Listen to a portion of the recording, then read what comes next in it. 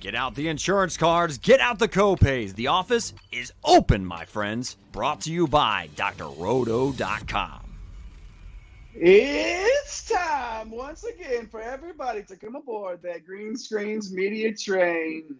Welcome to One and Done Conference Tournament Preview Edition as we cover the last 9 out of the not 1, not 2, nothing but 32 conferences that we've covered here on One and Done. 9 to go, and we're getting to them all tonight. Here on One and Done, your fast break of college basketball information powered by the Galaxy, dare I say, universe's greatest website. That is drroto.com. I am Jay Heinrich, and I happen to be the conductor of the aforementioned Green Screens Media Terrain. Find me on X at Dr. William Cannon. You follow me and I will smash that follow back button. That is what I do as we get to 2 of the absolute best in the business. You saw them earlier today. They're pulling double duty. I was in the live chat, could not be on camera with them, but I'm here tonight with them, starting with El Capitan himself. He's the captain of the Green Screens Media ship. Follow him on X at MC Holland34. It's the OG Money Mike, Mr. Mike Holland. Mike, what it do, man?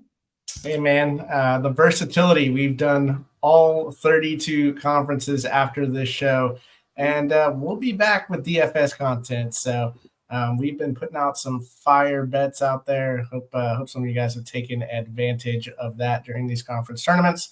But yeah, man, I'm ready to get into these high majors, as all we've been really talking about are these mid majors. Oh, got you on mute, Jay. Oh, going to get into these bigger name conferences tonight. But not before we get to the guy that is last in the intros, but you bet your bottom dollar he is first in your hearts. He's Eric the Blue. You can find him in those Twitter streets at Fantasy Nav. That is Mr. Eric Romoff, who happens to be the Baron of Bread of Green Screens Media. Eric, what's happening, man? Man, we had someone pop in the earlier show today saying that we're out here doing the Lord's work, and I think truer words have never been spoken. Right, going through all 32 conferences, previewing every single one of their conference tournaments, and now moving on up to the big leagues. All of our multi-bid leagues are the ones that we're going to touch on tonight. I can't wait to really dig into these because these are going to be some fun tournaments. No doubt about it. A lot of upsets been going on lately in some of these mid-major tournaments. Not sure it's going to go the same way. A lot more parity in these lower tier conferences, but we're going to get into the top conferences of the country tonight. The 9 remaining conferences. Make sure you hit those like and subscribe buttons for your broskies in basketball. Follow everybody on X. Follow our guy at The Real Napier, who you see putting out content on the old socials. Make sure you follow Nape C Hustle, and of course at Get Green Screens on X and on TikTok, and then also at One and Done CBB on X for the show page as well. Up over 1,000 followers over there. We're up over 800. What are we, 817 right now on YouTube? Yep. So on our way to 11 gazillion, but why don't you help us get to 820 tonight by doing your part and hitting that subscribe button. Do your part in the Green Screens Media universe. And to be getting to the first conference we're going to cover tonight, which is the AAC, the American Athletic Conference. Ken Palm's conference strength here is 9th out of 32. So right there on that bubble, like we were saying, top 9 teams, or top 9 conferences, I should say, here. Top to bottom, pretty good conference. Big, huge conference, obviously, but a little top heavy with South Florida and Florida Atlantic. So, Mike, I'm going to go to you first here. Talk about that 1 seed, South Florida. Yeah, so a bunch of teams in here. Only 12 of the teams made it. South Florida is the 1 seed, finished the this conference season 16-2. I think it's one of the more interesting spots of all these kind of multi-bid leagues because this one might be the one that gets replaced with the NBC. So we'll see if that happens. I don't know, man. 9th out of 32 conferences feels like you need at least 2 teams out of this one, especially with the competition up at the top. So for me, it's looking like South Florida probably going to need to get to at least the title game to feel safe. plus 500 in the odds, so tied for third, even though they're the 1 seed. So not a lot of confidence in Vegas. Talk about how weird is it? Like last week they were number 24 in the country ranked, right? And you're on the bubble. So you don't see that too often. Early losses to Central Michigan, Maine a few days ago. Also Tulsa to end the season. That puts them firmly on the bubble. They had won 15 in a row before losing to Tulsa in that road game too. So a bit of a head scratcher there, but nearly a top 100 offense, and they are a top 75 defense in the country as far as adjusted efficiency. Absolutely smash job by Coach Amir Abdur-Rahim coming on over in his first season with the program. He took Kennesaw State to the NCAA tournament last year. Brought over Chris Youngblood with them. Selton Miguel is also a very good player for them, and Kayshawn Pryor's had a breakout season this year. So if you're looking at it from an odds perspective, like plus 500 is pretty good for a team that has run through this conference. I mean, you're talking 16-2 here. Easiest path to really get there. So you don't have to worry about Florida Atlantic. They are on the other side of the bracket, so you won't beat them until later on until the championship game. So plus 500 for a team that has shown a lot of promise in this conference. I'm definitely feeling good about that. Eric, what say you about those Florida Atlantic Owls? How you feeling about them? I mean, I guess it's all relative, right? There was a point a few short months ago before the season started where we were unanimously picking Florida Atlantic to win the AAC. And now here they are sitting as a 2 seed. A lot of the reasons why we picked them to win the conference are informing why they have the shortest odds to win this tournament. They're plus 185. They are the betting favorite, according to our friends in the desert. And from a talent standpoint, like they still have arguably, if not definitively, the best roster in the conference, right? Like, as of today, 14th in the nation in offensive efficiency. We obviously all loved following that Final Four run last season, and basically all those guys are back, right? Davis, Martin, Vladdy Golden, they still have the star power at the top of their roster. They're number 1 in the country in minutes continuity. So basically the amount of returning minutes that were played year over year, right? So a lot of these guys are not only talented, but they have that deep tournament experience. So I mean, you have to like them in any sort of one and done type of environment.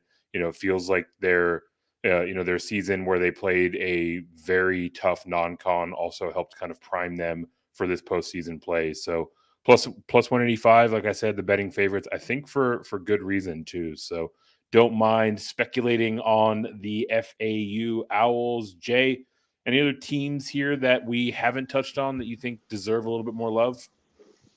We're playing, we're running chalk here because I'm going to talk about Memphis, who tied for third in the standings. They're plus 500, got as high as number 5 on our big board in mid-January. Tied for third in odds, I should say. They're the 5 seed, but they're tied for the third best odds at plus 500. I got as high as number 5 on our big board in mid-January and then lost 4 straight. So kind of that peaks and valleys sort of a thing. Talent-wise, they're on par with FAU. I mean, David Jones, Javon Quinterly, Naquan Tomlin, all some of the top players at their respective positions. But the problem, it's not scoring. Memphis can score the basketball. It's the defense, right? And at this time of the year, like it's just you got to have it. It has to be there, and that's been an issue for the Tigers. They just signed Penny Hardaway. Penny Hardaway signed to be the coach through 2028. They're paying him a bunch of money, and they've basically got to win this tournament to get in. But the thing about it is, nobody would be surprised if they did it. So, but plus 500 here, tied for the third highest odds here, or third best odds, I should say, to win. I think that's a great spot to drop a dimer. So, Mike, any long shots? Not a dime. Some people that mean. Let me hold on a second. If you're into big betting, like dimes and different stuff to different people, so let's not say that. Let's dial it back a little bit. Maybe drop a unit on Memphis, a unit, if you will, on Memphis. Mike, how about any long shots in this conference? Yeah, I think we can look at North Texas, the 7 seed. They're plus 850. I mean, they're a top 40 team in the country in defense, top 25 in three-point shooting. So I love the idea of marrying that, pulling over a couple of upsets. I mean, that's a dangerous combination. If they get past Tulane, the 10 seed in the first round, who they beat twice, they'll get their third matchup with Florida Atlantic. And the two games that they played during the regular season were a combined 7 points. They did lose both of those games. So we love the saying, can you beat the same team 3 times in one season? This is a team that wouldn't surprise me to see them in a final or even more of a semifinal. They could get to a final. It would not shock me at all. But I think overall we're looking at a lot of chalk. And we haven't mentioned UAB, who sits in the 4 seed at plus 1,600. I think a lot of that has to do with obviously having to go through South Florida. You're probably going to have to deal with Memphis as well if they're able to clear that first round. And then you have FAU staring you on the other side. So they have 2 studs in Eric Gaines and the Axel Landyborg. The problem hasn't been the offense. It's been on the defensive end, so a lot similar to that Memphis game. Those two will score into the probably 180s again. So UAB kind of interesting at 1,600. I don't think I can go there. I would much rather maybe put some coin on a long shot like North Texas. But, South Florida plus 500 is super interesting. Anybody else in this conference, gentlemen, before we move on? I mean, we didn't really hit on SMU. There's a pretty big drop-off after North Texas, but anything else stand out before we move on to the A10? No, I mean, I think SMU's got a great defense. So, but outside of that, I think you're looking at South Florida. I mean, the 2 favorites coming into the season by a wide margin were Florida Atlantic and Memphis, and then there was supposed to be a huge drop-off, but South Florida decided to throw their name into the ring this year. Yeah, why not? Good stuff. Good stuff all around there. Excellent there in the American Athletic Conference. Hit those like and subscribe buttons for us. Do your part in the Green Screens Media universe. Hit that notification bell also so you don't miss. We got a lot of stuff coming up as the Big XII Tournament gets closer, inches closer and closer. Things like 2 live shows in one day. Boys are doing it. Some version of the trio and the duo and whoever's working, whoever's in one chair, not the other, and stuff like that. We're all doing it, working hard for y'all, and we appreciate you hanging out with us. So show us some love. Hit those buttons for us. As we move on now to the A10, the 8th most powerful conference in Ken Palm rankings, 8th of 32. Richmond at the top, 15-3. Right ahead of, or won the tiebreaker, I should say, against Loyola Chicago. As there he is, Napesy Hustle, dropping the fire emojis in the chat. Keep them calm. Myron, too. What's up, Myron? Oh, they're all coming. What's up, Myron? Good to see you, man. Absolutely. It's getting hot in the live chat. Let's keep it going. Loyola Chicago and Richmond both were 15-3 in the conference this year, but Richmond gets the 1 seed. Dayton's 14-4. UMass, the 4 seed at 11-7, right there with VCU, who's also 11-7.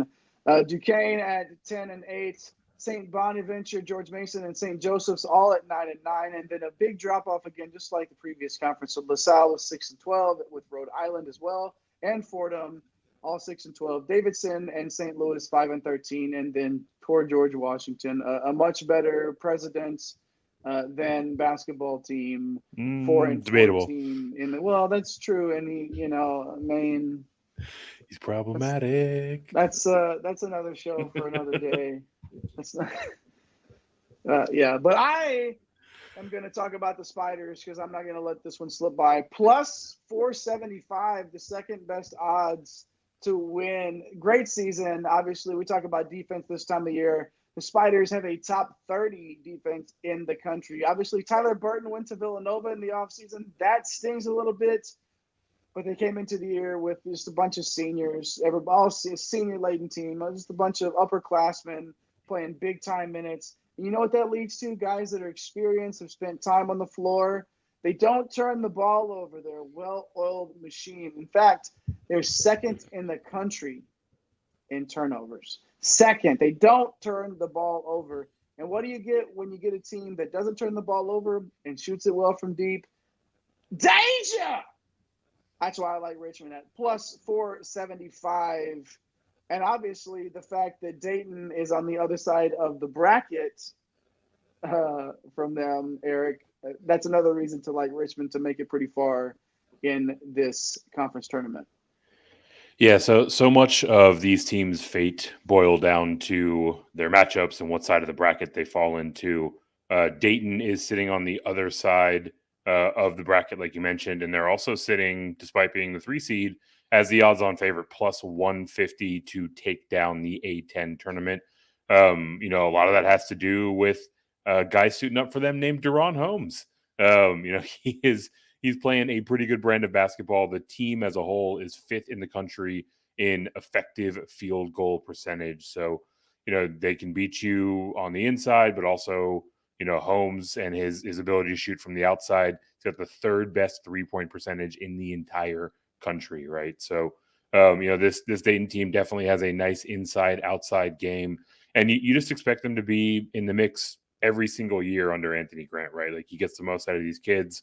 He puts them in a position to win.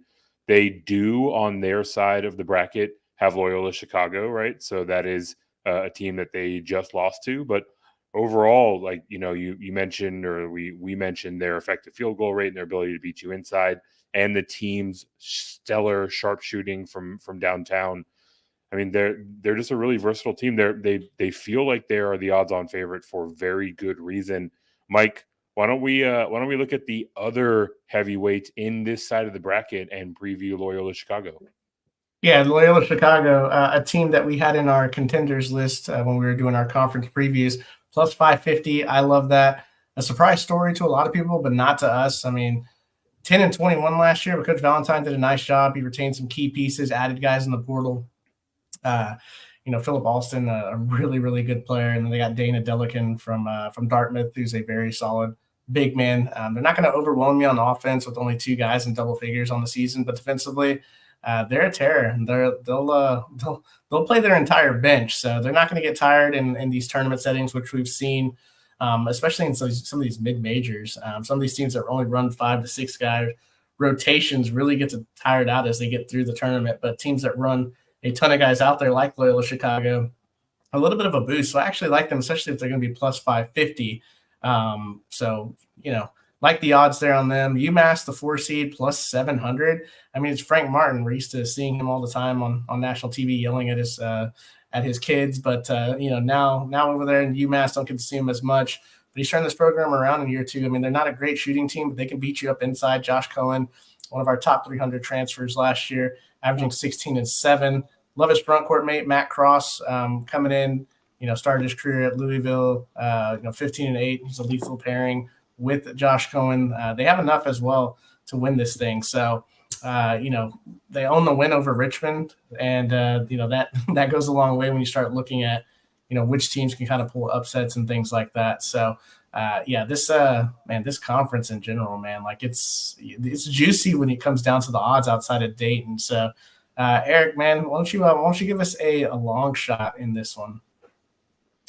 Yeah, I'll definitely reach back for some longer odds, plus 1,300 to be exact. That is the number that St. Bonaventure is carrying. They are currently sitting in the 7th seed, and this is a team that was, one of the squads that we picked as a potential contender in this league at the point of the preseason previews, and it's been kind of up and down for them, right? Like, both their offense and their defense is ranked inside the top 125 in the nation, kind of like the top 3rd of the overall rankings, right? They can really shoot it, top 25 in terms of 3-point shooting. They returned most of their D1 experience, actually the most in the country, right? So you like the fact that you got a veteran squad here that is familiar with the system. They just kind of feel like, as I'm rambling on here, like they've got all of the ingredients to get hot and potentially contend for a run, right? So yes, they've earned that 7 seed over the course of the season, so they're not without their flaws, but you just kind of start tallying up the pros and cons. It feels like they got a lot more working for them in the pro side of the ledger.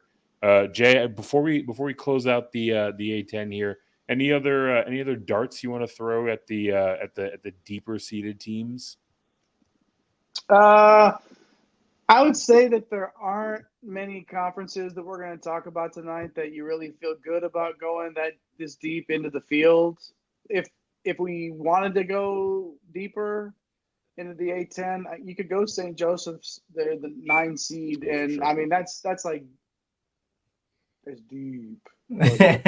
Okay, plus 2,500 there. But this is another team that in the preseason we were talking about them being in just the pool of teams that had a possibility to win this conference. But again, just we see the roller coaster so many times, and St. Joseph's been on it. They're just 1-5 against the teams that have already been mentioned, but we know there's talent there, right? So, I mean, if you're really wanting to get crazy and if you're looking for those, I mean, I like the Bonnie's at plus 1,300. That could get you there. But if you're really wanting to look for that long shot, I think like St. Joseph's at plus 2,500 is worth maybe a little scoocher of a little piece of something there. Another dime. If you want, no, I wouldn't say let's not go back down that road. Okay.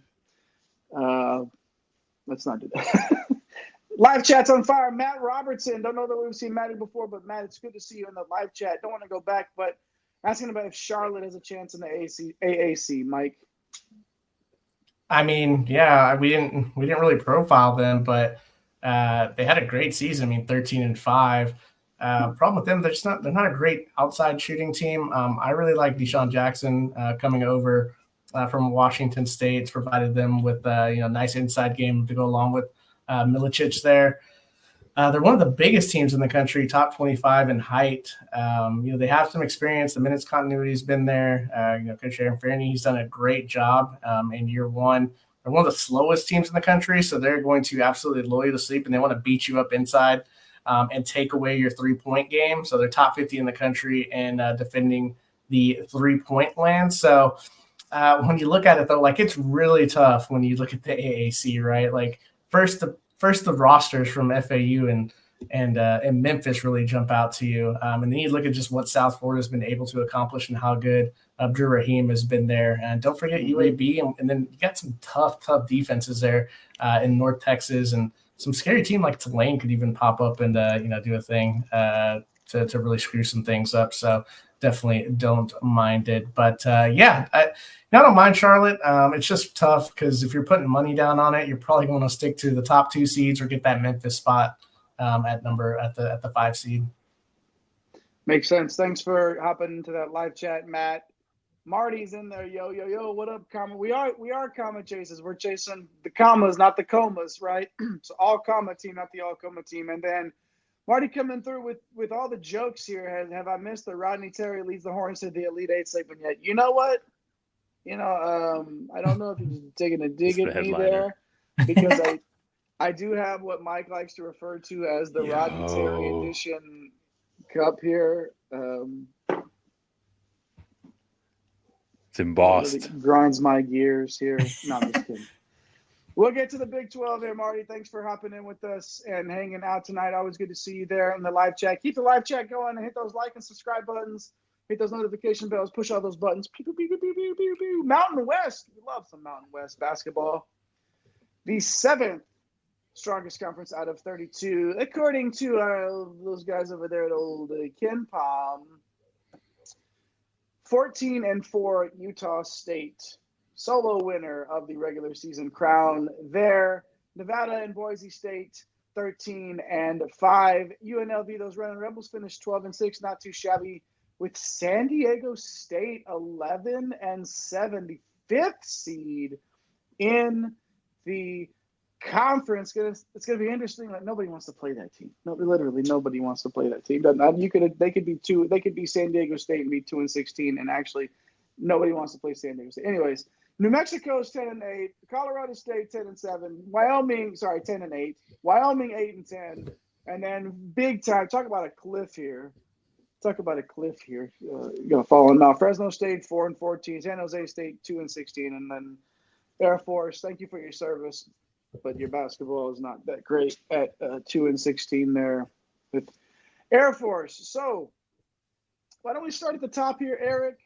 The top of the conference standings, I would say, not necessarily the top of the betting odds. How about some Utah State action here, Eric?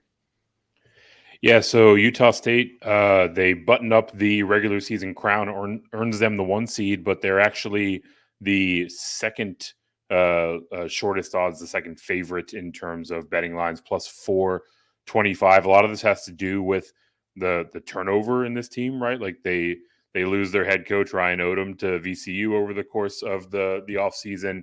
Then we've got Stephen Ashworth hitting the portal. He ends up joining the Creighton Blue Jays, right? So now Coach Danny Sprinkle comes in and immediately delivers, wins the league. That has been one of the, this has been one of the toughest years in its history. So, it helps when he's got his stud from Montana State, Greg Osabor, who came along with him, just absolutely dominated, right? Put up 18 and 9 this season, almost a double-double.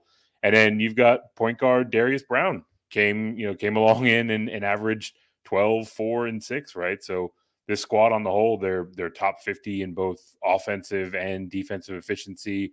Just a very, very tough, gritty team. So for me, it feels kind of appealing to have a team that checks so many boxes, looking at odds that are plus 425, right? But I mean, these tournaments are a little tricky, Mike. I think there might be someone on the other side of the bracket.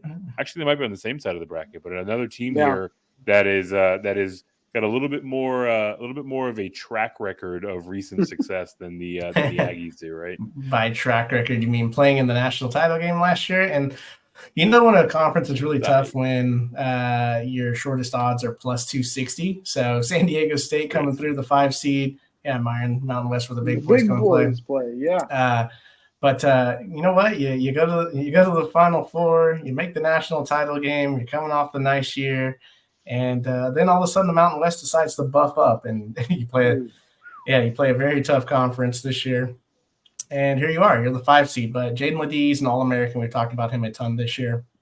And you saw the key backcourt members, as Jay likes to say, guard play. I think everyone loves to say guard play in March. But Lamont Butler, Darian Trammell here, key contributors from last year's team.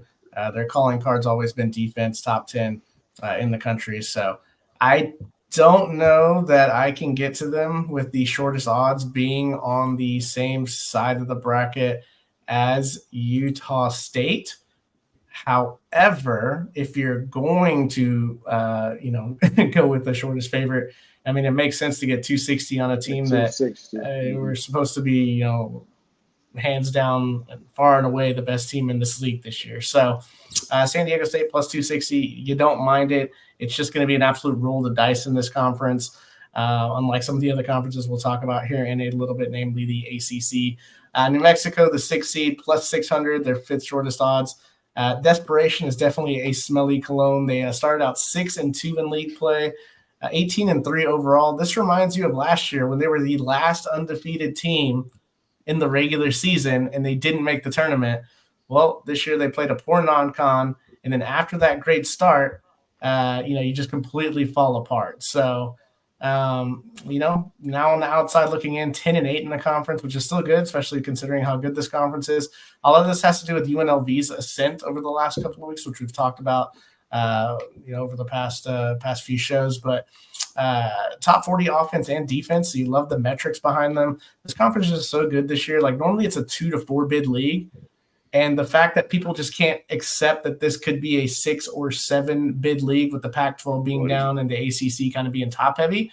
All 7 are probably deserving and have the resume to get in, but only 5 are, probably 6. But if there's a bid stealer, maybe 5. So 5 to 6 will get in. So New Mexico needs Jalen House to go nuclear in this tournament. They need to at least, I would say, reach the title game because obviously if they're making the title game, you may knock down a Colorado State, you may knock down a UNLV here and get into that 6th spot, which is what you need to do in this conference. So plus 600, I'll pay for the desperation, but they got a lot of teams that they got to go through as they actually play on day one. So even though it's more of a bye with the Air Force, but still a game that you have to play, and that just gives you tired legs as you continue to go through the conference tournament. So, Jay, what are your thoughts on this tournament? I'm gonna put you both on the spot right now. How many teams does this conference get in? I think it's 6. You know, if I use to be a bid stealer out there, I'm 5 as well. Mike, you think 6? Yeah, I think 6. Yeah, okay. I would love it if it was 6. It's just there are so many ways for one of those bids to get scooped up, right? I just don't think it's gonna happen. I think it's 5 as well. And one of those teams that will be in the tournament will be Nevada, who is. Do they feel like a forgotten team to y'all? They've played so well, but yet they still feel like they've gotten lost in the shuffle. And I don't mind a team sort of sneaking up on people where it just sort of feels under the radar a little bit coming into this time of the year. They've just been steady with the backcourt play. Yes, you're right, Mike. A lot of people talk about backcourt play in March, but I like it the most. I like it more than everybody, okay? I'm just kidding. But we love the guard play here, and we know Blackshear and Lucas both bring that elite play for the Wolfpack. So balanced on both sides of the ball. Again, an experienced team that doesn't turn the ball over, and they get to the line. They're elite at getting to the free throw line. So 7 in a row coming in the win column for Nevada, and I think at plus 500, you got to feel pretty good about these odds. And Myron hopping into the live chat saying that 4-5 matchup is nasty. Eric, what about that 4? What about that 4 seed UNLV who will butt heads with that 5 seed San Diego State? Yeah, Mike alluded to it. Myron flags it here, right? Like as you look up and down this bracket, I mean the winner of this entire tournament could very well come from the winner of this very first game between the 4th seed UNLV Running Rebels and the aforementioned San Diego State Aztecs. UNLV, they're sitting at plus 550. They got the 4th shortest odds in the conference. They've absolutely come on down the stretch run, right? They were sitting at 2-4 in conference play and then rattled off 10 out of their last 12. So love it when a squad is carrying momentum on their side. They played a really solid non-con schedule, right? They had games against Florida State. They narrowly fell to St. Mary's. They lost that one by 2, and then they obviously went out and stole one from Creighton, right? So, they've got that pedigree and that in season polish and experience that you're looking for. With Dean Thomas, their freshman guard, he's a lot of the reason that they've been heating up here and that they're in this competitive position, right? Like, I think the thing about this Running Rebel side is just the path is so brutal, right? Like San Diego State in the first game, and then they're very likely playing Utah State. Like, I don't know if I'm going to go out and speculate at plus 550. If they had like plus 700, plus 800 odds, I think you can make a pretty solid case for it. But I mean, to make it out of forget to win the tournament. To make it out of their side of the bracket, they have to knock off 2 absolute juggernauts. So, kind of a tough break for the Rebels, but a solid team and one that can compete with any team in this tournament.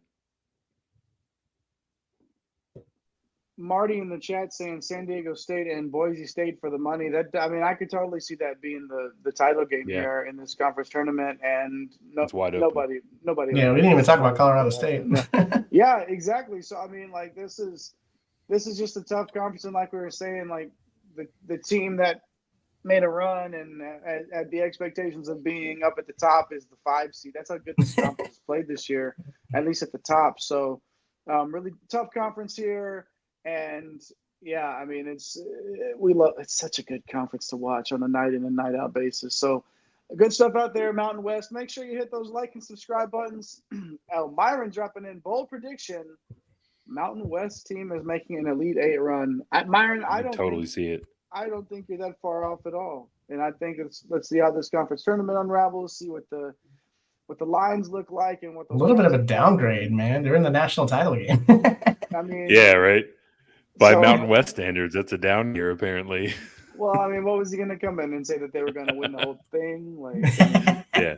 I get it. But Myron, I love it. I love the take, and we could definitely see. And one of these teams is going to end up on some brackets making a run, and maybe even in the actual one that counts. So hopefully, I don't have to set mine on fire after day one like I did last year. Which, speaking of, let's move to the Pac-12 now. Uh-oh. After everybody hits those like and subscribe buttons. The 6th strongest conference out of 32, according to KenPom rankings, with those Arizona Wildcats at 15-5. The 1 seed here, minus 160 at the top of the pack here. Preview this pick in the live chat on the earlier show, so make sure if you check that out. Obviously, you sort of know we talked about Arizona a little bit, but they were 15-5. Washington State 14-6, the 2 seed here in the Pac-12, followed by a Colorado team that, is overperformed? Is that doing them justice even? Like, I think they're right around par. Yeah. Do you think I think like the expectations are kind of all over the place. But 13-7. Yeah, I don't. They definitely met the higher end of the expectations here. I would say Oregon at 12-8, UCLA at 10-10, Utah and Cal and Washington all at 9-11. Good stuff out there from Matson in his first year. Didn't get to that big time hot take that I had that they would get to 20 in his first season out there, but Cal played well this year. USC 8-12. That's we were really high on basketball out west this year, and they're like coming into the season, and there's been some good ball out, but some of these teams that we thought were going to play really well in this conference just absolutely wet the bed. Stanford 8-12, Arizona State 8-12, and then Oregon State at the bottom 5-15 in the conference. I'm going to go back to Arizona here. Like I was saying earlier, -160, the betting favorite to win this conference tournament. Obviously in the conference, a down year in the conference, but they're on the short list of national title contenders, which is what I did last year, and we know how that went. And y'all all know it. I'll shout it from the rooftops right now. I don't care what they do in this tournament. It's still going to be in my final, and will be my winner of my brackets. Top 15 in offense, defense, and tempo. I was groaning about USC earlier, but Arizona did just lose on the road to them to end the regular season. But I'm that little guy. I won't worry about that little guy. Okay, they got so many ways to beat you on both ends. Former Tar Heel and near Michigan Wolverine Caleb Love, as well as former San Diego State Aztec Keyshawn Johnson, have come in and absolutely delivered. Oh, both of those guys have national title game experience too, by the way. So this is not exactly just a bunch of guys they threw together that haven't been there before. You got to love that this time of year, that experience of getting to those big games and playing in these high-pressure situations. And Love and Johnson have both done that. Now, do I just love dropping money on a line of, -160? Like, I mean, I don't know. I feel good about it. I think I'm with DJ. It might be time to do it, though, man. It's down here. It's definitely might be time to take a look at it and have Arizona in your betting pool for sure. Eric, how about Washington State, the 2 seed in the conference? And I was sort of talking up Colorado earlier and how well they played. They definitely sort of met some of those ceilings and expectations, I think. But Washington State, it definitely was a little bit bigger of the way that they've played this year has been more of a surprise for sure. Yeah, they've been surprising to say the least. I can't believe that you're even entertaining a -160 number when Washington State is on the other side of this bracket. They're sitting at plus 500, so love the price. But also one of the bigger surprise stories in the country, right? Like we're talking about Kyle Smith, their head coach, our one and done coach of the year winner for the Pac-12, and a member of our first team all Pac-12. We've got freshman Miles Rice, right? Like, he paired up with Isaac Jones, who transferred in from Idaho, have been huge for them this year, and they swept Arizona in the regular season, right? So they've got a couple of pelts on the wall that they can point to feel pretty good about their opportunity to win in a one and done scenario. Look, it hasn't been all roses, right? They did lose to Cal, who they could potentially see first. Washington, Arizona State, right? Like there's some desperate teams that they might face off with in this first matchup overall, but if they can make it past those, I think that we're looking at a team that can make a deep run and can be very competitive in a head-to-head championship matchup with the presumed opponent in Arizona. And what makes me feel even better, Myron's right there with me, right? Can't bet a juice number on an outright plus when they have Arizona's number. Check the scoreboard. How many dubs has Arizona got against Wazoo? I get it for sure. Mike, who else out there? Who do you got? Desperate teams. Oregon's there, right? Like Pac-12 is going to get 3 teams in with Colorado being that third one. Oregon right behind them. They are the 4 seed plus 1,000. And it's just a desperation type play. I don't know that I'll go here. They dealt with so many injuries not just this year, last few seasons. I mean, Dante's back. Shellstad's playing well again. That's Shay's guy. Excellent freshman year for him. So great call on that in the preseason. But bracket doesn't set up great for these guys, so I don't see anything more than maybe a potential upset type pick because they're gonna have to go through a bunch of the top dogs in this conference. USC the most interesting to me. No, it's not just because they beat Arizona the other day in the regular season finale, but because they are plus 3,000, the 9 seed, 7th shortest odds. If you look at their roster top to bottom, it's still pretty good. Isaiah Collier, he's a pretty good freshman. Boogie Ellis, he's a pretty good 5th-year player. And then guess what? They're both guards. So they're able to do some things that not a lot of teams that you're going to find at plus 3,000 are going to be able to do. And a lot of it's going to be a kind of a trendier bet too now with kind of how they've performed lately. So, USC, jump on the bandwagon now. Why not? You're not going to find very many 9 seeds that you can feel slightly comfortable with. And it's not like they haven't shown they can beat Arizona. Washington State can be had. Colorado, Oregon, they don't really scare you. USC profiled as one of the 2-3 best teams in this conference in the preseason. Just hasn't gone their way. So, yeah, USC, if you're feeling good, man, I would put down some coin on that plus 3,000. There's another team in that area, Eric, also have some long odds here. What do you think about them Bruins? Man, long odds is putting it lightly. Plus 4,500 to win the Pac-12 tournament. That is good for 8th in this postseason bracket. What a weird season for Mick Cronin and the Bruins, right? Like started off 1-4 in conference play. And then all of a sudden, it felt like it was really clicking, right? They went and rattled off 8 of 9 games and then turned back around and lost 5 of 6. So, kind of hard to get a gauge on what to expect out of the Bruins. Certainly sneaky, right? Like, if you're looking for an underdog pick, they are the type of team that, can pop up on an opponent and steal one.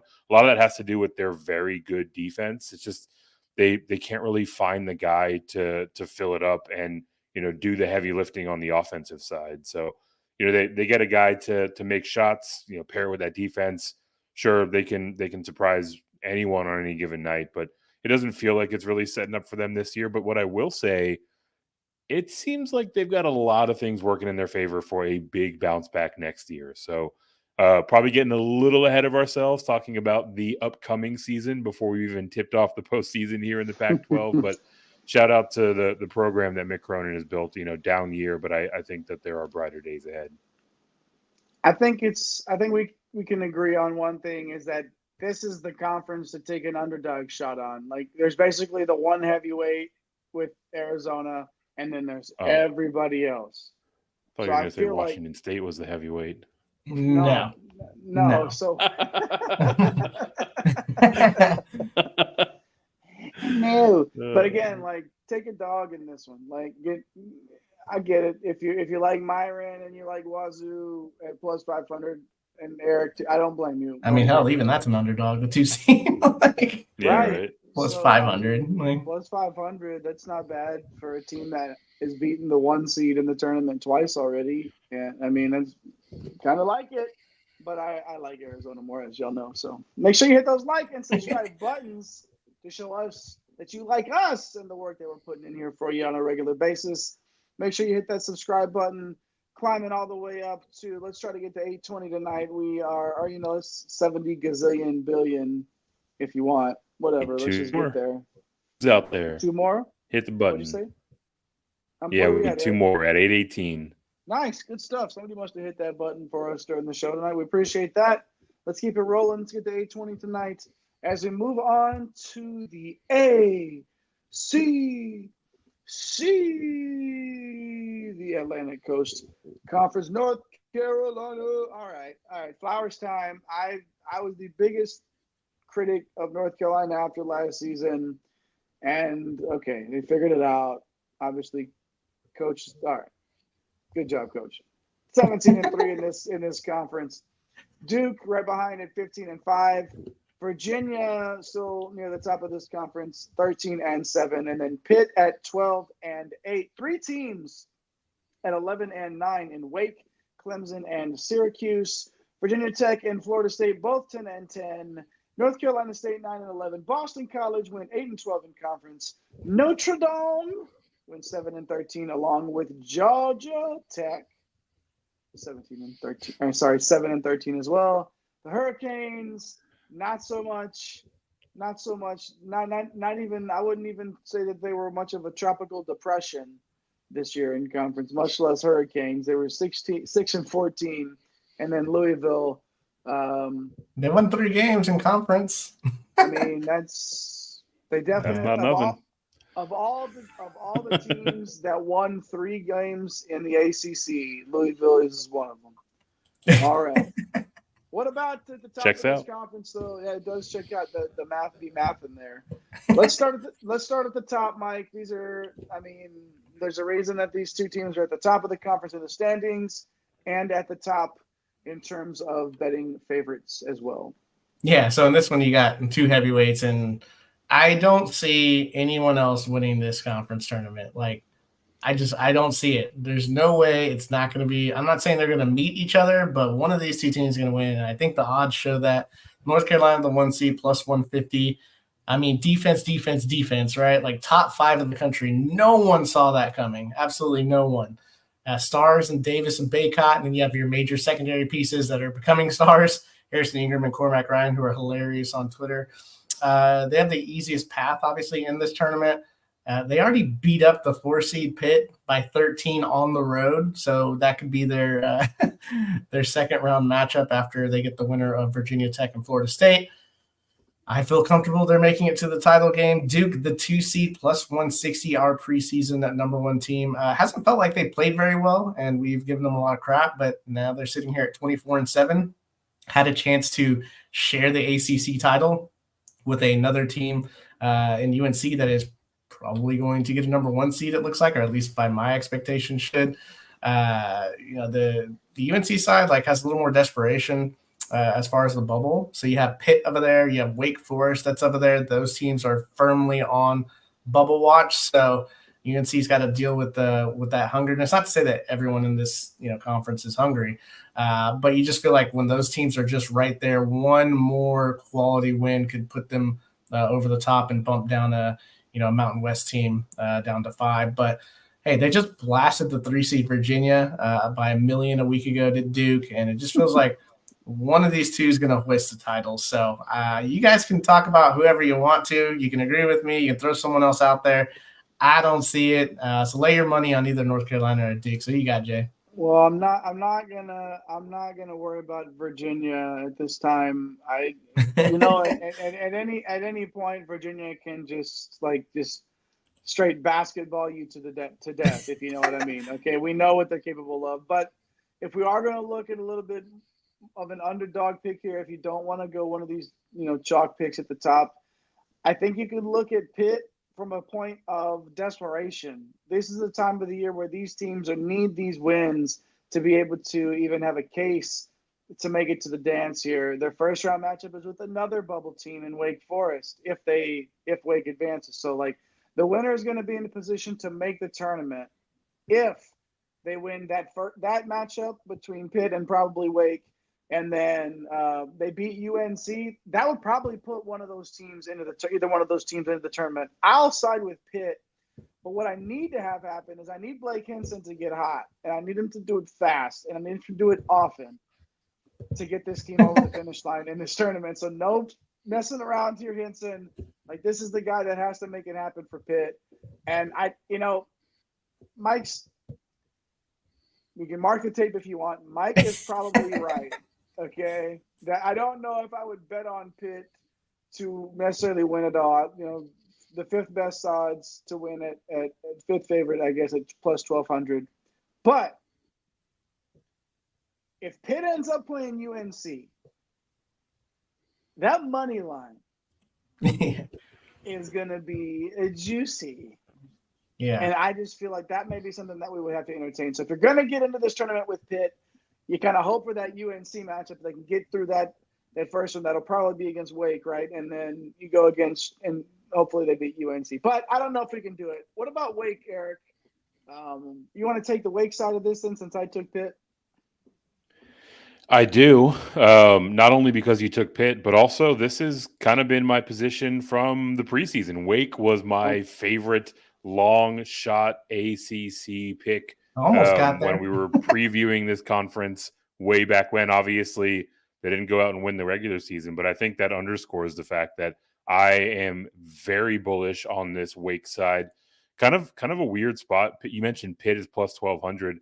Wake's plus 900, and they have to win another game to get there. So the odds are a little bit of a weird spot, but kind of like Mike mentioned, right? Like desperation, both of these teams, presuming that it is Pitt and Wake Forest, they're right on the bubble line, and a win against a UNC team that most people have as the 4th 1 seed would go a long way in solidifying their case for March Madness, right? So, you look at these two teams, they split the season series, so it should be an absolute rock fight if they end up facing off.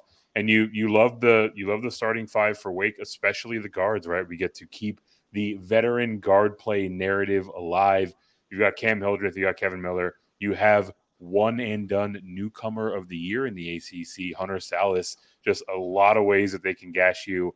I think they're not only interesting to potentially pull an upset in the first couple of games that they play here, but also like plus 900. Yes, it's weird that they are shorter odds than the 4th seeded Pitt team, but I mean that's a pretty solid price for a team that has shown the ability to pop up and surprise the best in this league. Would Wake be like 2.5, 3-point favorites or so? If Pitt and Wake probably play, 2. Right, probably 2? -2 against Pitt, and then they'll so. probably be probably plus 6 or 7 against North Carolina. So maybe higher, maybe 8. So that makes sense.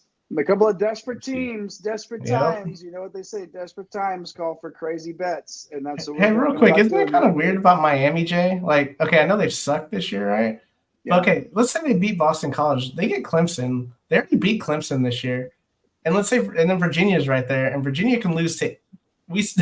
Like you always say, what do you always say? They can either lose to a 16 seed or they can win the national title, win right? The whole thing. Yeah.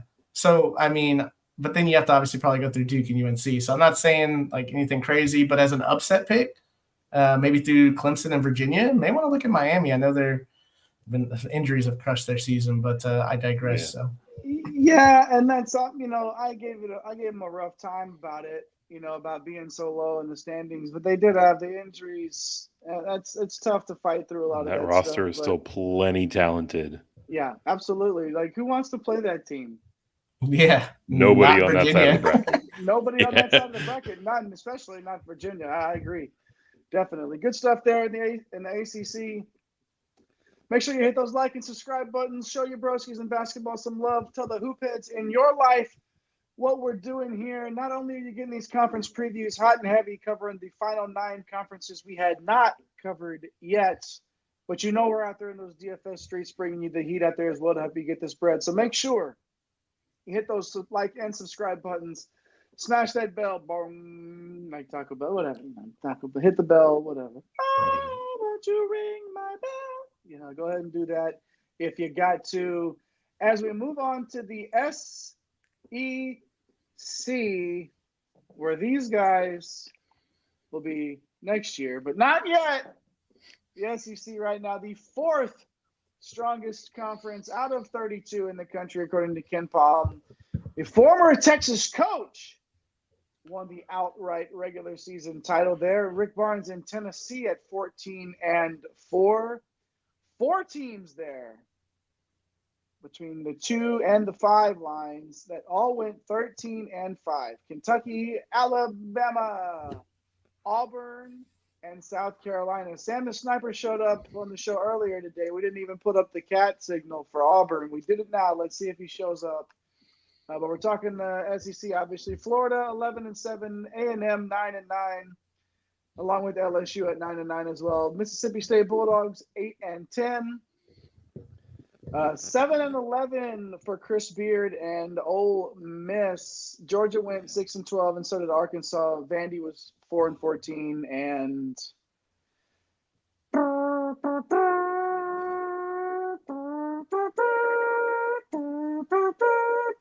playing taps from Missouri, 0-18. Last time I remember a team going 0 in the conference was actually A&M a while back. I don't remember a team in the power doing it more. It might have happened more frequently than that. But I'm going to start with betting here. Let's start with Tennessee, since I wanted to talk about Rick Barnes so much earlier. It's been the Dalton Connect show. If you watch their games, if you're in the DFS streets like we are, it's been all Dalton Connect all the time, plus that top 5 defense that you know you're going to get at a Rick Barnes coached team. The problem is that in these power conferences, it just feels tough to play the favorite. We're really getting into these, the top 4 conferences in the country. It's just there's so much experience for Tennessee. And really, Eric, you can make a case for any of these top 4 teams. Tennessee can definitely win this thing just on defense alone. But with Connect going off the way that he has, don't like to live in the plus 130 world, I guess. but you could definitely see Tennessee finding a way to get this done, Eric. So, well, what about Kentucky?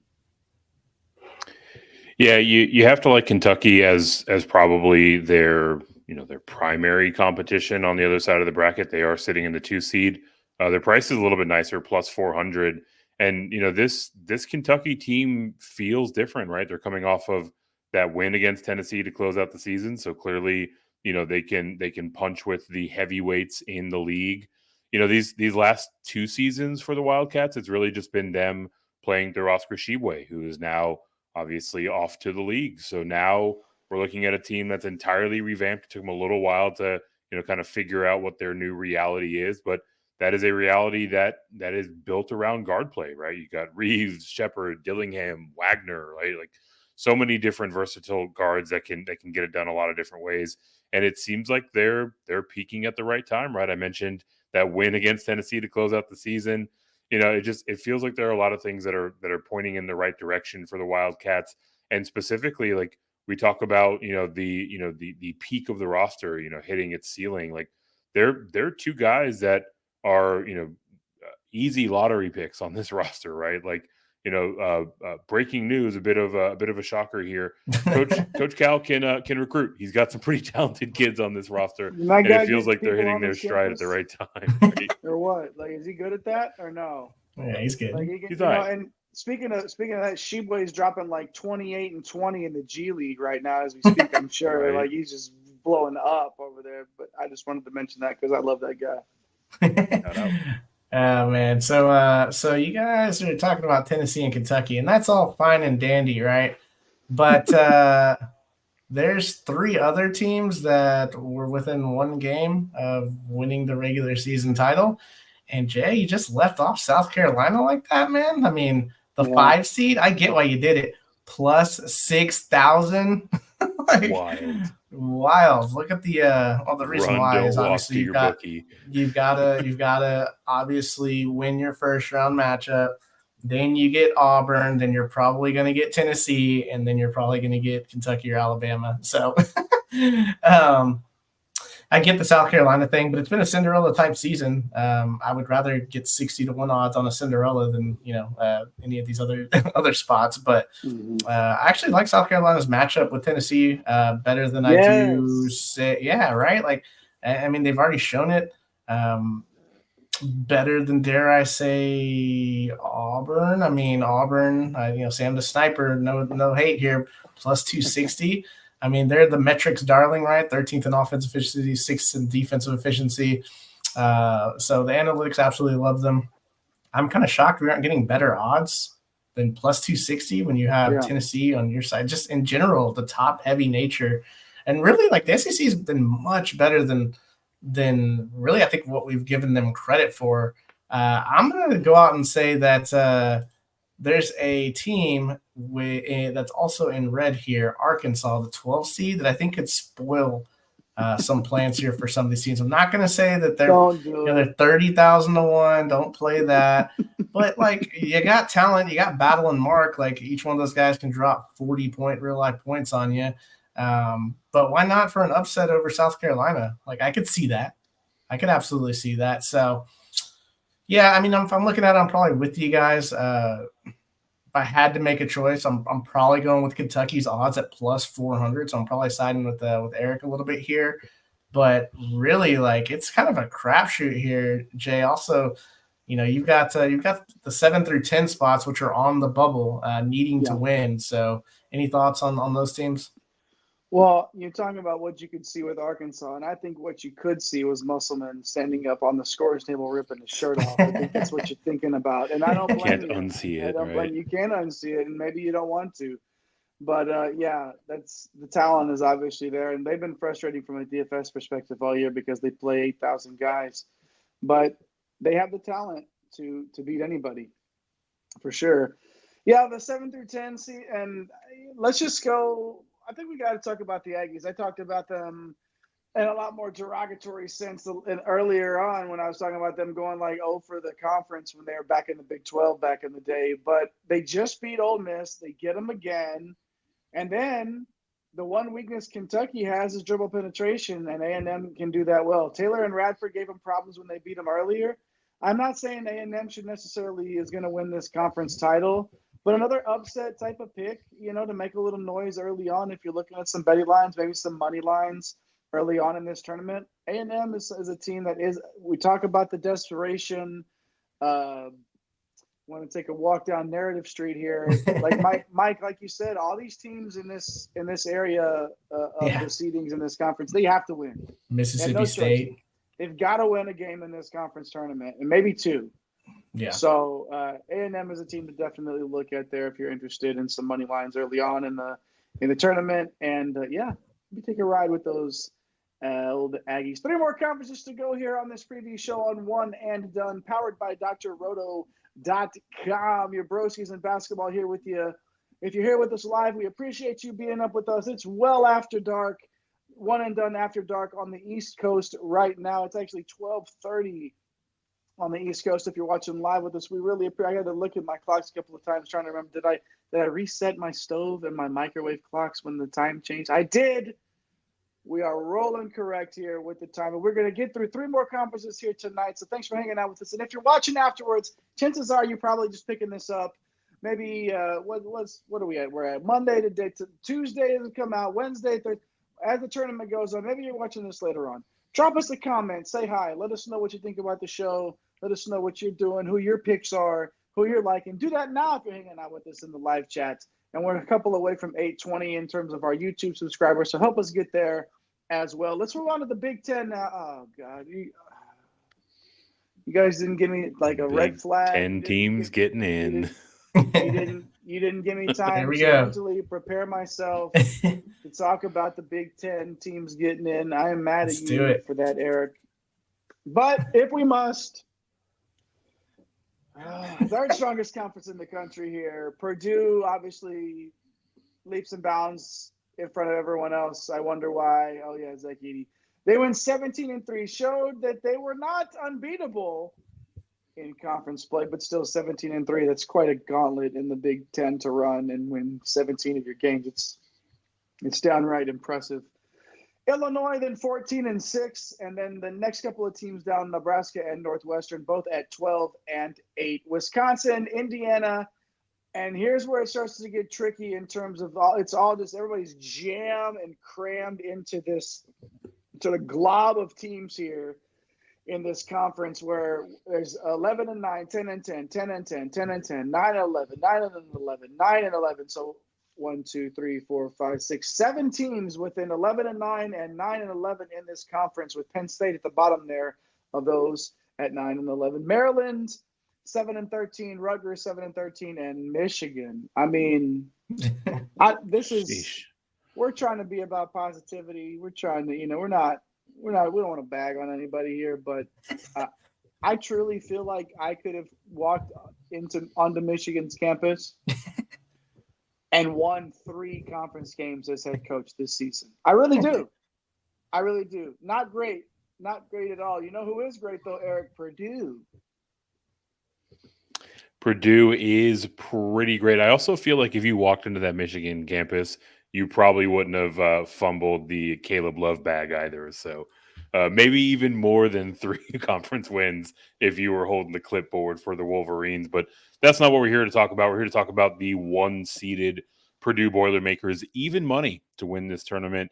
Clear in a way the best team in the conference for my money. Zach Edey has obviously been a stud. Braden Smith took a huge step forward this season.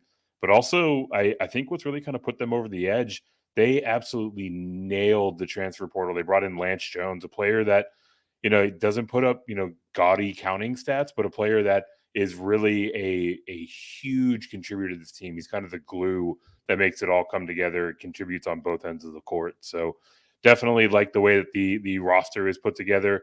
The one problem for them, if you're looking at this bracket, the 4 seed, Northwestern, a team that's given them fits over recent memory. They dropped a game to them this year. They lost to them last year as well. In the second game this year, Northwestern pushed them to the brink until Purdue eventually pulled away at the very, very end. So, there's not really a whole lot of holes that you can poke in the case for Purdue. I mean, maybe if you want to get nitpicky, even money is probably not the price to lay on any team in this sort of one and done format. So I don't know if it's necessarily a bet that I would place, but a pick that I would feel very confident in, that would be the Purdue Boilermakers to win the Big Ten tournament. On the opposing side of the bracket, Illinois, they earned themselves the 2 seed this year. That also carries a plus 300 price tag. You like the fact that they are on the opposite side of the bracket, right? They don't have to deal with Purdue until a theoretical championship game. They've got that 3-headed monster on the offensive side. Terrence Shannon is absolutely playing for it all so far since returning from that brief suspension. He's also trotting out there with Damask and Hawkins as well, right? Their offense is stellar, right? You worry about their defense. They also don't have much of a bench, right? So like depth tends to matter in these conference tournaments, but from a DFS or maybe even prop betting standpoint, who's going to get all the minutes and usage. It's those big 3 that I mentioned before, right? So they are undefeated against the 4 highest seeds on their side of the bracket. Definitely like their path. You question whether or not they can actually topple Purdue in a championship game to make that plus 300 number pay off. I mean, they've got the offensive side to do it. I don't know if they can slow down what has been a phenomenal Purdue squad. So those are the top 2 teams. Mike, where else do you want to take us as we take a look at the rest of the bracket? Let's take you to Michigan State. We got to talk about these guys. There's a lot of chat going on across the country about why they aren't firmly on the bubble. It's getting there. It's getting there. That loss at Indiana was pretty brutal. They're the 8 seed. 10-1. 10-1. Like, that's pretty short odds for an 8 seed. So, of course, it's because Tom Izzo and because they can look like a top 5 team in the country where they started the season, or they can look like one of the worst teams in the country. So, very Jekyll and Hyde, as we always like to say. I think this is a dangerous matchup, for anybody. So why not? Why not? I don't. It's March. When it's tournaments in March put together, and it's Izzo, like as Jay loves to say, it's not even March. It's Izzo. So plus 1,000 for the 8 seed. I'm in on that. So especially since they have the direct path to beating Purdue early and maybe running through that past that. So Iowa, the 7 seed. We're talking about bubble teams this entire time, playing with their backs against the wall. Needed that win against Illinois, couldn't get it. They're plus 3,500. I don't think they're a tourney winner, but they get that second round game against Illinois. It'll be their 3rd time in 6 games they will have played each other. I would be looking for a potential upset number if that does happen. So that kind of covers the desperation teams. Jay, where are you at with this? Iowa's the 7 seed. They're plus 3,500. Michigan State's the 8 seed. And has to play Purdue. Iowa's the 7, they're 35-1. Michigan State's the 8 seed, and they're 10-1. Okay, and Michigan State has to play Purdue. Has to go through Purdue. If that gives you any indication, and that just again, nobody likes to play Izzo in March at all, and you can definitely see them just winning a few games here, and then extending that momentum into the tournament. Because if they beat Purdue, if they got that, and I think that would probably put them in. I would say, if not, but how many teams is the Big Ten getting in? What do you think? Probably 6 this year. That sounds 6? right, yeah. Yeah, probably 6 this year. So they just played such a tough non-con that they're in that 6. But yeah, if anybody beats Purdue and they're on the bubble, you're basically in kind of like the situation with Wake Forest and Pitt beating UNC. They're probably going to have a strong case. Yeah, to get in there. So we didn't hit on Nebraska, who's the 3 seed. They're plus 700. Again, like Illinois, they're on the other side of the bracket from Purdue, so you dig that. Great season. They've really overachieved, if we're being honest, and that's okay. Like, that's absolutely okay. But they overachieved to get this 3 seed, and for a team that you could definitely see making the title game, like plus 700 at the 3 seed, that's nothing to sneeze at. So if you like some Cornhusker basketball, get yourself a little bit there. Plus 700. I mean, you could do worse. Plus, what if Purdue loses early? It's all bets. To Michigan State. Then Nebraska and Illinois are going to go way short in odds. Right. Yeah. So seriously. Something to think about here with Nebraska. A couple more conferences left. Let's get rid of the Big Ten. Get off my screen. Thank you. Jeez, no more Big Ten talk. Okay, because I know what's going to happen. Is we're going to be sitting here doing our bracket reveal and all that stuff. And somehow they're going to get 8 teams in, and it's going to piss me off. Hey, no, don't you say that. You say that, Mike. No, they probably won't get 8 teams. But, hey, I hope not to. All right, Big East time here. Second strongest conference in all of the land. As we get to that, make sure you hit those like and subscribe buttons. Leave us a comment if you're watching live or later. UConn domination. Huskies went 18-2 in the Big East.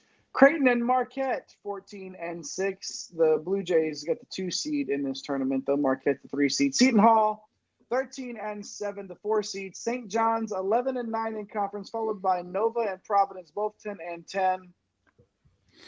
Butler and Xavier, both 9-11, and then the Hoyas of Georgetown went 2-18, and I think I know who they beat. Yeah, right. If you can do math, and you know that everybody in this conference played each other twice. Okay, yeah, they beat DePaul. DePaul went 0-20, but that's okay. Let's talk about St. John's, because this is a team for me. You want to talk about desperation. You want to talk about a team that is definitely good enough to do damage in the big tournament. You look at this team and obviously their coach, and you see man, if they get in, but right now on a lot of these projected models, you're seeing St. John's is in the last 4 in, right? So they're right there on the razor's edge right now. Huge matchup against Seton Hall. Another big 4-5 matchup in a conference tournament looming here. I would say they're probably in if they beat Seton Hall. For the right to play, it's probably going to be UConn, right? So I think that if St. John's gets it done against Seton Hall, they're probably in. But man, going up against UConn in a really nice showing there wouldn't hurt as well. I don't know. I don't like the 8-1 number in terms of betting on them to win the whole tournament, knowing they have to go through UConn and then on the other side either Creighton or Marquette most likely. So I don't know, but I do feel like that if you're looking at that first round matchup against Seton Hall, St. John's is probably the team to go with there. What about UConn, Mike? Let's go a little chalky here. I dove in a little bit farther, but top of the conference, man, these are some good basketball teams. Yeah, minus 135. Best team top to bottom. They finished number 1 in our regular season power rankings. I guess the one team I wouldn't mind with, even more so than a Purdue with these, around these type of odds, I wouldn't mind putting some coin on. I'd be more focused though on the other side of the bracket with my national championship winner, and that's Creighton at plus 425. You don't play UConn until the end. Marquette, we don't know what's going on with Tyler Kolek, so we'll see where that whole thing goes. But even if he's in, I mean, that's going to be an absolute dogfight anyway. So yeah, I love the odds at 425. Obviously, I have to say that, right? If I'm picking them to win the national titles, it'd be kind of weird not to pick them to win the Big East Conference Tournament here. But the only issue I have is, in the NCAA tournament, you play on that Thursday or Friday, and then you get a day off, and then you play that Saturday or Sunday, and then you have 4 or 5 days off. In these conference tournaments, though, it's back to back to back to back, which makes the Kimba deal that much crazier with you read my mind, dude. 5 days or whatever. You read my mind. I was thinking insane, Kimba right man. there, man. Love it. Man. So when you log heavy minutes like Creighton does, and we know the Creighton guys are just out there for 40 minutes every single night, it's really tough to just keep doing that back to back to back. In this case, they would need to do it 3 times to win it all. So that would be the only cause for concern. Providence, I want to talk about them. I mean, plus 6,000. Like, Kim Lee English did a great job this year. Obviously, Bryce Hopkins going down really hurt their chances. They would probably be in the tournament field had that not happened. And obviously, having to watch Oduro and Devin Carter log every minute and every shot and every rebound and every bump and bruise has been pretty impressive for both of those guys. But you basically get a bye. You're playing Georgetown, so you're moving on from that one. I think they're on the right side to make a run here. I don't know that I'd pick them to win it at 60-1, but you could see them potentially pulling an upset. Anytime you have Devin Carter on the floor, I mean, that guy is just a monster. He's going to be a lottery pick. The problem is like it's Creighton and Marquette, Villanova. Seemingly UConn's going to be waiting. So as far as winning it, I don't think we need to go here on this one. Eric, you got any final thoughts on this one? Wasn't English the coach that we were interviewing that he got the notification like live while we were interviewing him that someone hit the portal? Yeah, that was awesome. It was the wildest thing. And I played it off like nervous laughter and thought he was joking. And then we get off the air and that guy's like, no, really, someone just got in the portal. I was like, oh my God, it was for real. Anyway, sorry, Eric, go ahead. What do you Mike hit on Marquette, touched on Marquette a little bit, and of course the most electrifying man in all of college basketball and entertainment, Tyler Kolek. We got to figure that out with him in this tournament. But what about Marquette and anybody else you like on this side? Man, one shining moment for Shaka Smart trying to make his way through the gauntlet that is the Big East Tournament. A lot of this has to do, like we talked about, with the Tyler Kolek situation, right? Like, I wouldn't be surprised at all if we start to get a little bit better line of sight heading into it's almost midnight, heading into Wednesday, if whether or not he's going to play, if this number kind of changes a little bit, right? The number seems to indicate that he should be more likely to play, but I mean, all told, right? Like, even though this is a very talented team that has been able to compete in a very, very talented Big East, they're going to have to work their way through Creighton and eventually through UConn. So they're on the right side of the bracket for building some momentum, but it's going to be a tough road for them. I don't know if plus 500 is the right number for them. I think I kind of talked myself into plus 1,600 for Villanova, though. Mike, you mentioned that Providence was getting the bye with Georgetown, the ultimate bye. Villanova facing off against the winless in conference play DePaul side. They're also coming in with their backs against the wall. They need to get to Marquette and to get past Marquette in the second round to really bolster their case. It's kind of an interesting long shot, right? Like both Marquette and Villanova, who will presumably face off in the second round, they have to go through that very difficult path. I like proceeding through that path more at 16-1 than I do at 5-1. But also we talk about this gauntlet, right? Back to back to back to back. Villanova's got the rotation for it. They're 95th in bench minutes in the country. They are 15th in D1 experience, right? So they got guys that they can go to that have been in the trenches before. I'm not saying it's likely, but I feel much better about Villanova at 16-1 than I do at Marquette at 5-1. So that would be where I would speculate. But either way, like, I mean, whoever's standing on the top of the mountain after this one has absolutely earned their way because it is going to be a slobber knocker in each game that faces off this tournament. By God, a slobber knocker! You know it's coming. We love the Big East. We love the Big East. We love Big East basketball. And wouldn't it be fantastic if DePaul didn't win a conference game all year and then just won? Just beat Villanova. That would be the biggest Villanova thing ever, dude. It would be. It would be. Just reach down and touched by God. Yeah, why not? One time for us. One time. Just do it. One time. Last but not least, certainly not least, the creme de la creme. The King Kong of this block, if you will. It's the Big 12. If you don't like it, go play intramurals, brother. Damn right. Toughest conference in all the land. You already knew that, though. If you're watching One and Done, chances are you know that the big boys indeed play in the Big 12. Houston, now coming in year one, the knock was, they can't do the same thing in the Big 12. Well, guess what? It's the Big 12.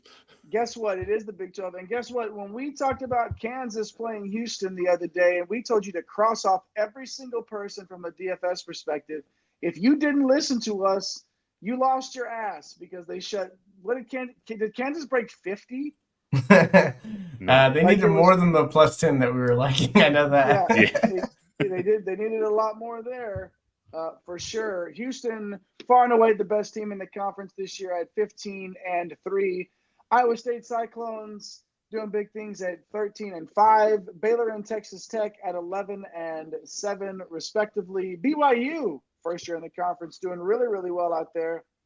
It's that one and done rub when we talk to Coach Pope in the offseason, and then, what do you know? You're just in the top 5 in the standings in the Big 12. No big deal. Kansas. Easy peasy. Kansas with a lot of injury issues. Obviously, we're going to touch on those in a little while, but some big injury updates for Kansas. Texas and TCU both at 9-9. We're getting to the nitty-gritty here once we get down to this part. So many teams. There aren't 14 spots. There aren't 10 spots. How many spots are we going to get out of here, guys? Before we get to breaking this down, how many teams does the Big 12 get? Yeah, I think it's 9. I think 9's the number. I was going to say 8 or 9 feels good. Earlier in the 8 season, for sure, 9. Probably. Earlier in the season, I think we could have made a case for 10, and I think we have to back off of that a little bit. So maybe 9 here. Definitely a few teams that are going to need to win a game in the conference tournament to solidify their standings. Although, Eric, Houston, Cougar High, as they say in these parts, they are not one of those teams that need to win the first round game. Yeah, they are not, because they went out and won the conference regular season title and earned themselves a bye by way of the number 1 overall seed. They're carrying a -140 line into this conference tournament, and they get the winner of a couple of bubble teams in the first round. They're going to see the winner of OU and TCU. This is one that, look, Houston has had a phenomenal season, right? Like, Kelvin Sampson is coming in, hoisting some hardware as the one and done coach of the year. Jamal Shedd, part of our Big 12 first team. They can compete with anybody in this conference. Clearly, they won the thing outright. The problem is the odds, right? If you've been watching any of our conference tournament previews, thank you. I appreciate you. If you haven't, what is you doing? Get back there and check them all out. You're not going to find me taking negative odds on any team. I don't care how big a favorite they are, right? So, on merit in terms of the quality of this team that they're trotting out there this year, sure, very defendable choice. But I'm not laying 140 on anybody, Houston included. So I will get off this soapbox. You can go bet favorites all day long if you want. It's just not for me. Mike, which of the remaining teams would you say are potentially for you? I think we need to. I think this tournament really starts with 1. Anybody 1 through 13 can win this thing, except for probably West Virginia. 2, Kansas is in a bad spot. So no Hunter Dickinson, no Kevin McCullough. plus 1,500. Don't touch this. They're the 6th seed. You can pretty much cross them off. It's going to be Johnny Furphy and DeJuan Harris and KJ Adams are going to be practicing their jump shot a lot, which they normally don't do. So pretty much can cross Kansas off. They're trying to get rested up. It looks like both are probably going to be good for the NCAA tournament, which is all they really care about at this point. BYU at plus 1,500, pretty interesting. I mean, if you're going to find anybody that's going to go out and beat a Houston, like why not a big-time offense, a running gun, a bunch of three-point shooters? They're on that same side of the bracket. They played a game this year that, was a 7-point game. So really stuck with them. Iowa State, the 2 seed, plus 300. Speaking of being on that Kansas side, right? Like when you take a team out like that, the proverbial take them out, right? If they can get to Baylor in that next round, you feel pretty good about that. A tough defense. I do worry about their offense. It's really hard to just like pinpoint one team that you can just say with 100% confidence other than Houston, and you just don't like their odds. So Iowa State plus 300. I mean, really, because it's on that side, but it looks like it's already baked into the odds here. I think if Kansas were good, they would probably be closer to, probably 400 or 500. They're probably even shorter now since we got these earlier in the day. So those are the teams that I kind of find interesting. Jay, anybody else that you're looking at? What about our team here in our hometown, man? Well, let's just talk about this from a bracket perspective first, in terms of looking at this. Like, how big of a boost does everybody in this tournament? Oh yeah, did we have to do that production team? Did we have to put up the Rodney Seri? Okay. Yeah. Everybody on this side, though, on Kansas' side, obviously gets a boost. Yeah. Right, including whatever team wins that first round, what is essentially a play-in game to the actual Big 12 tournament. It's probably going to be Cincinnati. Mm-hmm.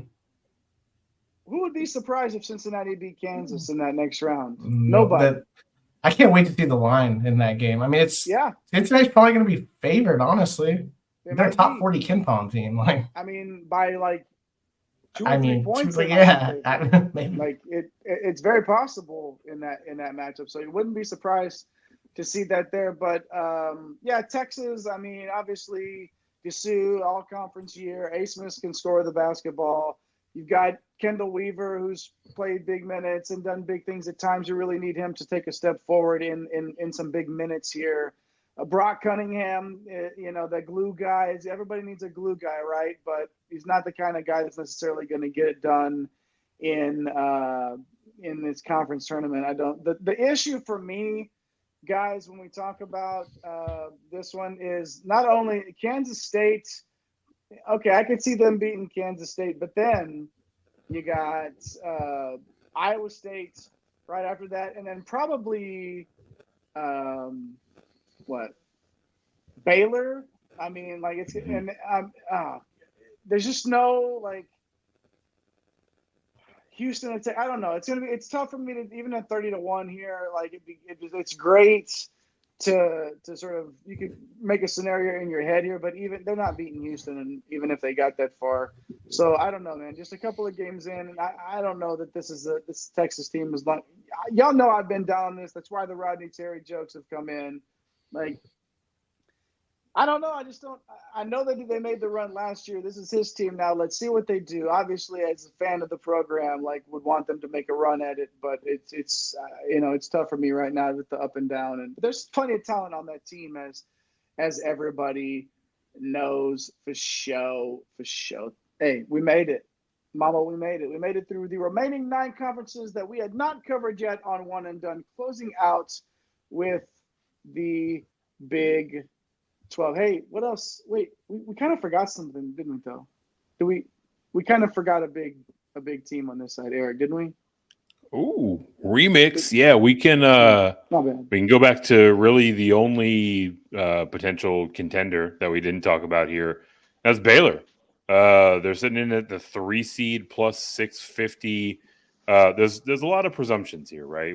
They're a huge benefactor of being on the Kansas side of the bracket, right? They would, presumably play Kansas as the winner of the presumed Cincinnati advancement with a win over West Virginia, right? I mean, look, the case for for all of these, or case against all of these teams, that they'll eventually have to cross paths with Houston, which is very, very, very difficult. And each other. Yeah. I mean, maybe they get lucky and they have to face Texas Tech instead, which is no walk in the park, right? But what I will say with this Baylor side, right? Like if we're examining the path on this side of the bracket, if all kind of goes to plan and we're looking at kind of chalk results, facing the winner of Texas and Iowa State, that team is going to come in battered and bruised, right? Whereas Baylor probably had a little bit of an easier path to that third round matchup. So maybe that kind of gives them the leg up to advance their way to eventually fall to Houston. But all of these things feel much better when you're looking at 6.5 to 1. So don't mind speculating with Baylor, but ultimately, like we said all along, this one's kind of Houston's to lose. One thing real quick, Jay. Sorry, man, but we're giving Houston all this love. Like, they did lose 3 conference games. Texas should have beat them here. The game went to overtime. They should have lost on the road. Where were they at? They were at during overtime as well. That Baylor game was down. The variance that they could have definitely lost 5 or 6 games in this conference. So, yeah, could have, should have, would have, right? They won the games. South Florida's won a lot of games that they probably shouldn't have either. So, not saying apples to apples, but it's the same thing, right? Like, why do you think that when they go on the road, they're either barely favorites or they're underdogs in this conference? That's how everyone is in this conference. So, just because they're juiced up, everyone in this conference can beat each other. Like, I'm not going to be surprised if Texas Tech beats Houston. So I won't be surprised if Texas loses to Kansas State. The 3 teams that beat Houston, or Kansas, who's a shell of themselves. That's the last team to beat them, by the way, and that was February 3rd. Was the last time Houston lost. And then before that, they had that little 2-game slide where they lost to Iowa State on the road, which is that's nothing to sneeze at. Playing at Iowa State, and then TCU on the road as well. So back-to-back road losses there. And TCU, again, those losses they don't look at you like, damn, this is the team that lost a bunch of games that they shouldn't have lost, right? Then this is why I feel so good about Houston winning this thing, and why it's hard for me to take a Texas or even, like Baylor. If I was going to take any of these, it would probably be Baylor. But I don't know. Who knows? I mean, Houston's 98th. They're top 100 in the luck meter on KenPom. So let's not act like it's like. well, guess what? Guess what? We're in the top 100 in the luck meter because we get to hang out and talk college basketball with each other. Before we shut this thing down, we got some conference tournament updates real quick, Mike. I know we meant to get this at the top of the show, and I was in such a hurry to get to these conference previews that we left this out. But we did have a couple of conference tournament updates, I should say, from this evening. Yeah, for sure. We can jump in on those here. The Denver in the Summit is making some noise. They're in the championship game, which is pretty crazy to say. Stony Brook, who we if you watched one of our previous shows, I believe it was Mr. Eric the Blue that called out Stony Brook as a dark horse contender in that one. They looked really good tonight. They beat a very, very good Hofstra team. So shout out to that. If you haven't watched those, we've been posting clips as well, us talking about who could win in those particular conferences for sure. We did punch 2 more tickets tonight. The Sun Belt went down. Texas State almost got there, Jay. You live right around those parts there, but James Madison absolutely trounced Arkansas State to get their ticket. And then a team that we really loved as the 1 seed actually advanced and won their conference tournament, and that was Samford. Weird. Now they had to hold off the 7 seed ETSU in the SoCon. But, man, like we're getting some teams we wanted. Samford is not going to be any fun for anyone to play with. Mm-hmm. They shoot a ton of threes. They play really fast, and they got a big man that is highly skilled inside. So looking for Samford to upset someone in the first round. What seed? 13. Oof. Nah, yeah. Let's see. Look at the metrics of the conference. Like SoCon was actually pretty tough this season. 12th. So yeah, we're probably looking at a 13 for them. So they're going to be right there in that 4 or 5 seed. Nobody's going to want to. Oh, yeah, Kansas. Popular. Yeah, probably Kansas. Yep. And then that'll be all she wrote. That'll be Dickinson and McCullough will be back. History of the world, and then they'll just steamroll them. Yeah. Good stuff, y'all. Hey, we got through it. Even though I tried to end without going to Mike's Baylor Bears right there at the end of the show, we got back around. We put the thing down, flipped it, and reversed it. And we appreciate everybody hanging out with us. It is officially after midnight here, Central Time, and we are up late hanging out with y'all. So thanks for hanging out with us late. Make sure you turn on those bells and so you don't miss anything that we're doing. Hit those notifications and all that. Hit those buttons for us. Help us get to 820 tonight if you haven't hit those buttons already, and then help us get to 11 gazillion. I don't know if y'all saw that the red diamond thing that WWE got for like if you got to hit 100 million subscribers or views or something like that. Only 10 creators, only 10 platforms have won it. Have gotten that so far. About to be 11 though, am I right? Listen, one and done. We're heading to the moon right now. So make sure you hit those buttons so you're along for the ride. Thanks for hanging out with us tonight. Thanks to Eric Romoff, the Baron of Bread of Green Screens Media. Follow him in those Twitter streets at FantasyNav. Thank you to El Capitan himself, Mr. Mike Holland, the captain of the Green Screens Media ship. My name is Jay Heinrich. I'm the conductor of the Green Screens Media train. I do the train. Mike does the ship. Eric, we were getting questions the other day about what you drive. Maybe it's the plane. Maybe you're the pilot. Who knows? It's a bread truck. It's clearly a bread truck. You do the bread truck. Okay. Got that bimbo truck, clearly, you know? Clearly, I guess. You know. Clearly, the bread truck. I do the train. Mike does the ship. Nate C. Hustle does all the hard work on the socials, filming you those awesome videos. Make sure you follow everybody. Follow the show pages everywhere you can. TikTok, YouTube, X. Do your thing. Do your part in the Green Screens Media universe. Let's watch some college basketball. But most importantly, let's get this bread, baby. Thanks for stopping by the office. Get your fantasy prescription by subscribing to the channel and checking out drrodo.com. And until the next visit, be well and take care.